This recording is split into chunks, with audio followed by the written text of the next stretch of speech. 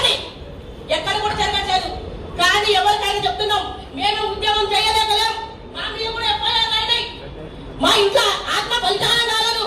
కానీ ఆ రోజు ఉద్యమ సమయంలో నా భర్త ఒక గస్టెడ్ ఆఫీసర్, ఒక ఎగ్జిక్యూటివ్ ఇంజనీర్, నా భర్త మీద కేసు అయింది, నా మీద కేసు అయింది.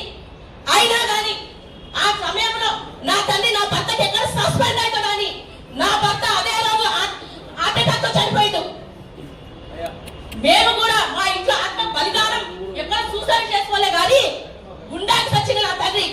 అటువంటి ఉద్యమం మీ మహిళలను కూడా చేసినాం. మీ మహిళలను ఎక్కడ తక్కువ చేయలేదు. ప్రతి దగ్గర మీ మహిళలను చేసింది.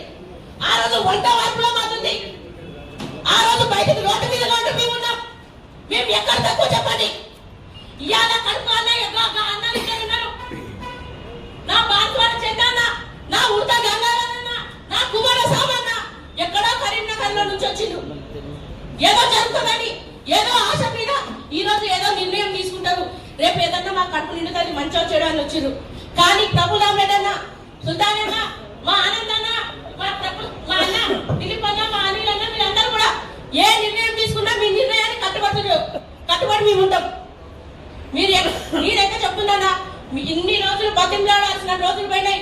మంత్రుల ఇంటి చుట్టూ తిరిగినాం, ఎమ్మెల్యేల చుట్టూ తిరిగినాం, ఎమ్మెల్సీల చుట్టూ తిరిగినాం, ప్రతి ఒక్కరు దండం పెట్టుకుంటూ తిరిగినా ఉన్నాం.